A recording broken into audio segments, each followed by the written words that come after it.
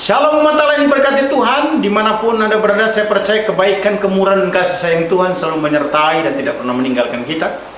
Kembali bersama dengan saya Pendeta Dr. Hanas DTH dalam program Reminiscentry. Kita akan merenungkan firman Allah yang sejuk, yang membuat kita semakin bertumbuh, berakar, dan berbuah dalam Kristus Yesus Tuhan kita. Kata orang cinta itu buta. Ada lagi yang berkata ia telah cinta mati pada seseorang. Yang lain bicara soal cinta monyet. Di televisi ada adegan cinta, selalu dikaitkan dengan adegan romantis dengan bumbu seks. Namun macam-macam kata dan penafsiran tentang cinta di dunia begitu banyak, begitu luar biasa. Tetapi apa sebenarnya cinta yang sejati itu? Mari kita pelajari cinta sejati yang melebihi cinta apapun. Tema khotbah saat ini adalah cinta yang sejati. Khotbah ini merupakan khotbah 4 seri yang terambil dari Nats 1 Korintus 13 ayat 4 sampai dengan ayat yang ke-8. Firman Tuhan berkata demikian.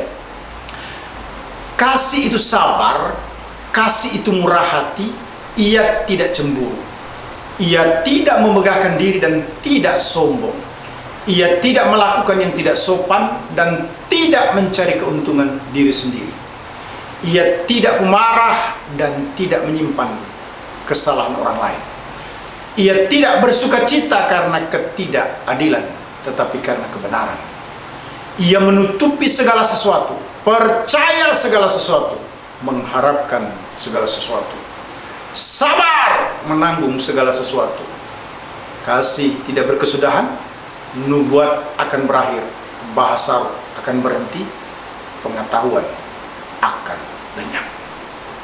Cinta yang sejati di seri pertama khotbah saya berfokus pada 1 Korintus 13 ayat 4 bagian A. Kasih itu sabar, kasih itu murah hati, ia tidak cemburu. Beberapa tahun yang lalu, pada pertemuan para psikolog internasional, ada sebuah studi yang sangat menarik. Kira-kira 35 tahun yang lalu, para mahasiswa dari Johns Hopkins University dikirim untuk pergi ke daerah kumuh yang paling rendah taraf ekonominya, paling rendah budaya, bahkan keadaan emosinya. Mereka diminta untuk menganalisa dan mendokumentasikan kehidupan 200 orang yang dipilih antara umur 12 sampai dengan 16. Ketika mereka telah melengkapi analisa tersebut, mereka diminta untuk membuat perkiraan bagaimana kehidupan anak-anak ini 25 tahun mendatang.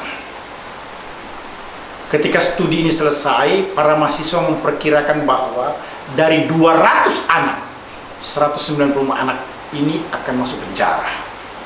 Sebuah ramalan yang sangat menyedihkan. 25 tahun kemudian, sekelompok mahasiswa lain ditugaskan untuk menemukan 200 anak yang telah didata untuk studi tersebut dan melihat keadaan mereka. Pada akhirnya mereka menemukan 180 dari 200 anak. Ternyata dari 180 anak hanya 6 orang yang pernah masuk penjara. Perkiraan dari ilmuwan tersebut di awal ternyata salah besar. Nah, para mahasiswa ini ditantang untuk menemukan alasan mengapa prediksi tentang anak-anak muda ini tidak jadi kenyataan. Maksudnya prediksi yang negatif itu tidak jadi kenyataan. Walaupun di lingkungan mereka itu mereka bertumbuh sangat negatif atau sangat buruk. Nah, para mahasiswa kemudian melakukan wawancara terhadap setiap anak yang kini telah bertumbuh menjadi pria dewasa dan bertanya apa pengaruh yang paling positif dalam kehidupan mereka. 75% dari orang yang diwawancara berkata bahwa pengaruh positif itu dihadapan atau didapatkan dari guru mereka. Nama guru itu berulang kali muncul dalam wawancara para pria tersebut. Kemudian para mahasiswa mencari guru yang dimaksudkan, yaitu ibu guru yang ternyata kini tinggal di rumah jompo. Ketika para mahasiswa menceritakan hasil studi mereka pada pensiunan ibu guru, ia menjawab, apa betul demikian? Tanpa tampak terkejut, bagaimana Anda berkomunikasi dengan anak-anak muda ini? Dan apa nilai-nilai yang Anda tanamkan dalam kehidupan mereka?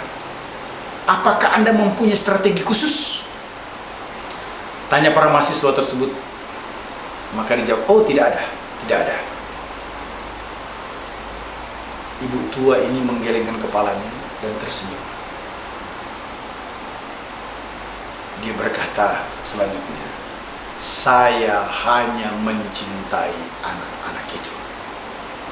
Saya hanya mencintai anak-anak itu saja. Jadi cinta punya kekuatan untuk mengubah keadaan yang negatif menjadi positif. Begitu besar kekuatan sebuah cinta yang tulus. Tidak hanya mengubah kehidupan kita, tetapi dapat mengubah masa depan kita, masa depan banyak orang.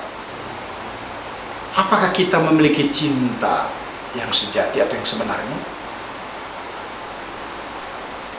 Ada 4 seri khotbah yang akan saya sampaikan terkait dengan cinta yang sejati, yang menggunakan nats utama diambil dari 1 Korintus 13 ayat 4 sampai dengan ayat yang ke-8.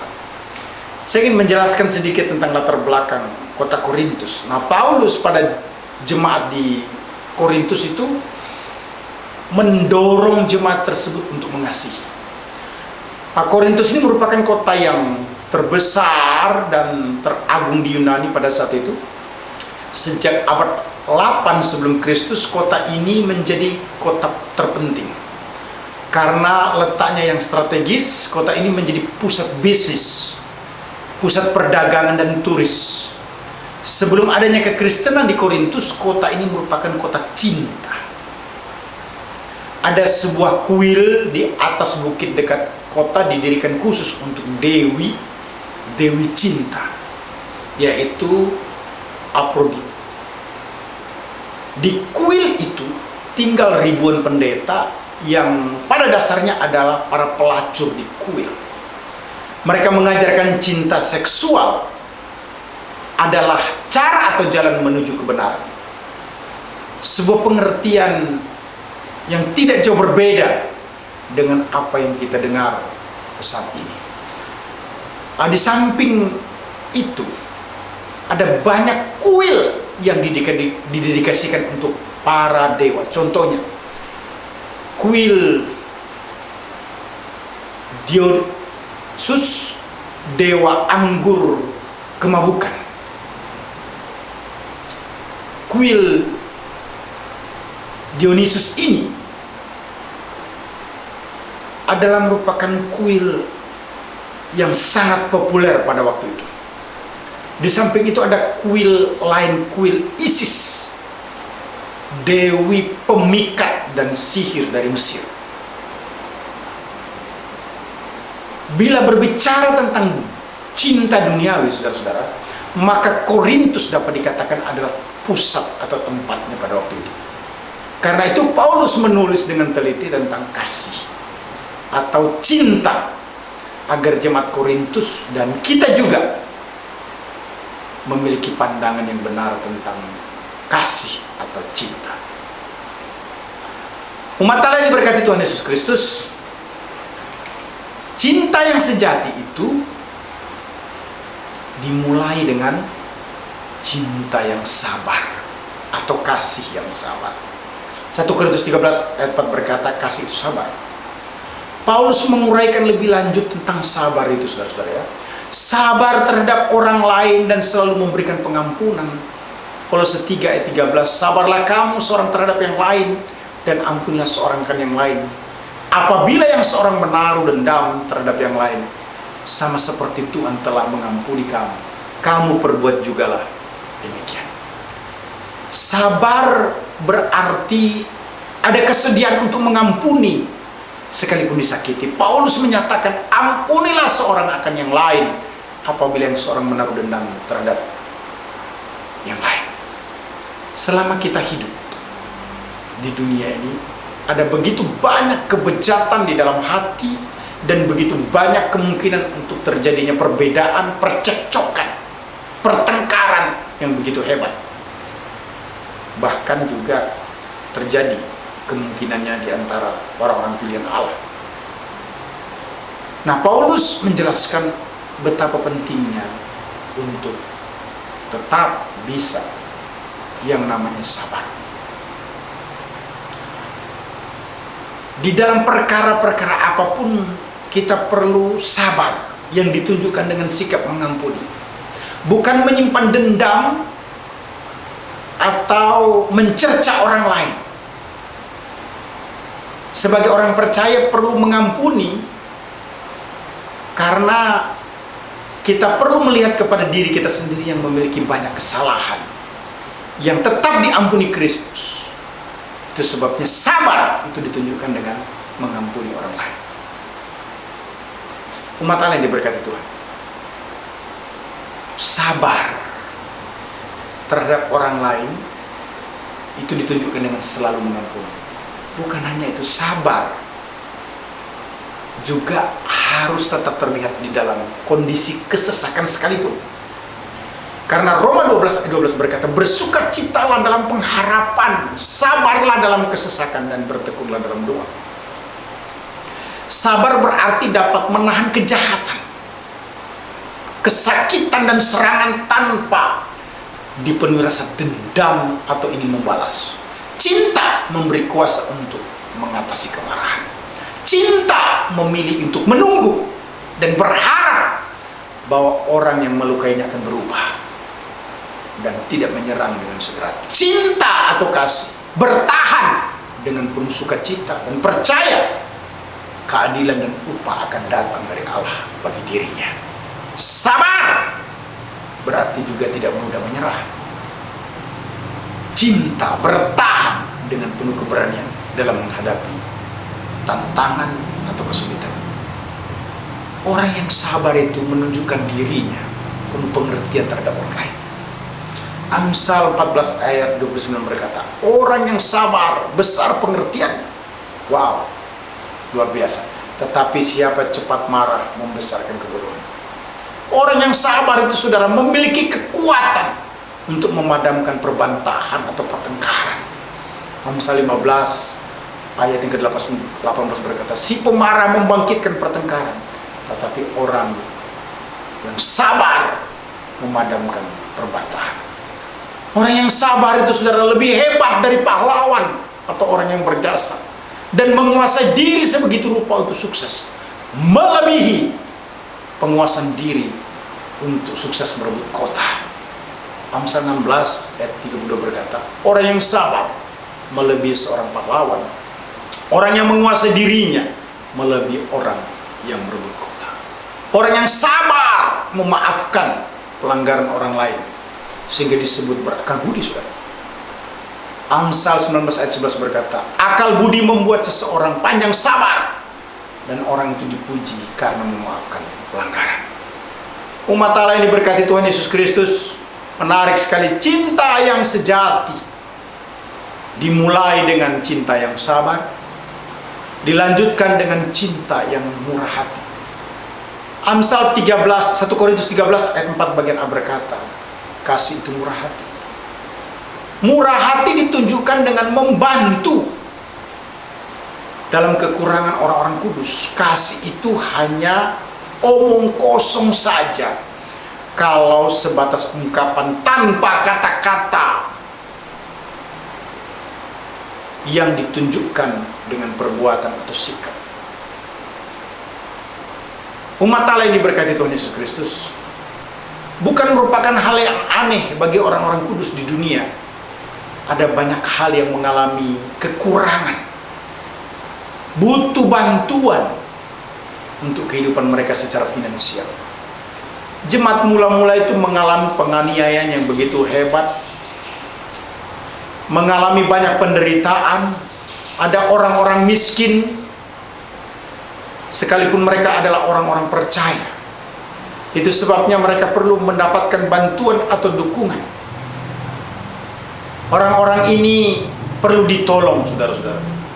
Menjadi kewajiban bagi orang-orang yang berlebihan untuk memberikan bantuan finansial bagi orang yang membutuhkan. Berbagi sesuatu dengan orang-orang yang berkekurangan. Kita tidak cukup mengambil hati orang untuk bisa menyenangkan orang lain, tapi kita juga perlu untuk mengeluarkan dompet kita, mengeluarkan uang kita untuk menolong orang-orang yang mengalami kelaparan. Membagi segala sesuatu itu penting, saudara. Ini menunjukkan bahwa kita mengasihi saudara-saudara kita yang miskin.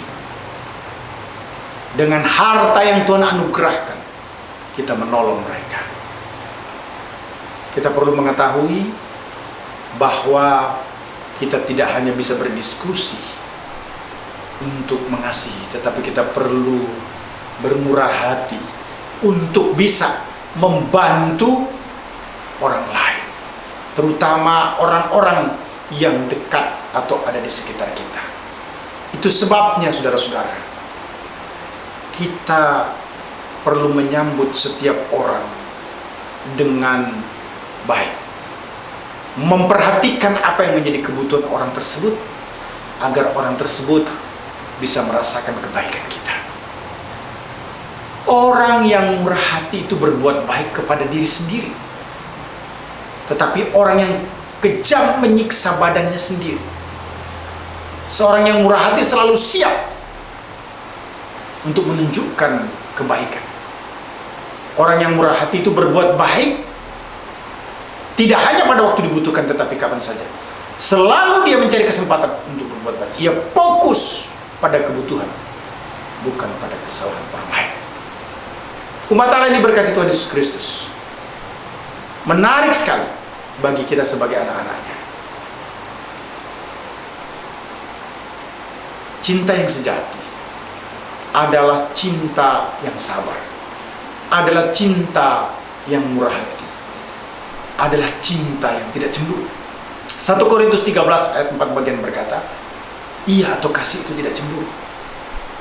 Arti tidak cemburu di sini dalam 1 Korintus 13 ayat 4 digunakan juga untuk menyatakan keinginan mengingini hak orang lain atau milik orang lain, atau bisa diartikan sebagai iri hati. Jadi tidak cemburu berarti tidak iri hati. Kita cemburu iri hati kepada orang lain mungkin saja disebabkan orang tersebut banyak harta. Kecemburuan itu adalah dosa yang menuntun kita kepada dosa-dosa yang lain. Kita cemburu itu sangat berbahaya, karena kita mengingini atau mengharapkan bisa memiliki apa yang menjadi milik orang lain. Tidak cemburu dapat dimaknai tidak memiliki keinginan memiliki hak orang lain atau yang bukan menjadi miliknya. Umat Allah yang diberkati Tuhan, tidak cemburu dapat diidentikan dengan jangan mengingini. Dalam Perjanjian Lama dijelaskan dalam Keluaran 20:17, jangan mengingini rumah sesamamu, jangan mengingini istrinya, atau hambanya laki-laki, atau hambanya perempuan, atau lembunya, atau keledainya, atau apapun yang dipunyai sesama. Ini penting buat kita. Cinta berarti tidak cemburu atas keberhasilan, atas milik orang lain, atas talenta orang lain, atau kepribadian orang lain. Cinta tidak dipenuhi dengan keinginan untuk memiliki apa yang menjadi milik orang lain. Sebaliknya, cinta malah bersuka cita atas berkat yang diterima oleh orang lain. Cinta juga tidak menjadikan seseorang posesif atau menguasai terhadap apa yang dipercayakan kepadanya. Orang yang memiliki cinta merasa puas dengan apa yang ada. Itu sebabnya cinta mencukupkan diri dengan apa yang ada atas setiap berkat yang Tuhan berikan. Filipi 4 ayat 11 berkata, "Kukatakan ini bukanlah karena kekurangan, sebab aku telah mencukupkan diri dengan segala keadaan." Cinta yang sejati menurut 1 Korintus 13 ayat 4 bagian A dicirikan dengan pertama, cinta yang sabar. Kedua, cinta yang murah hati. Ketiga, cinta yang tidak cemburu. Haleluya, Immanuel. Amin.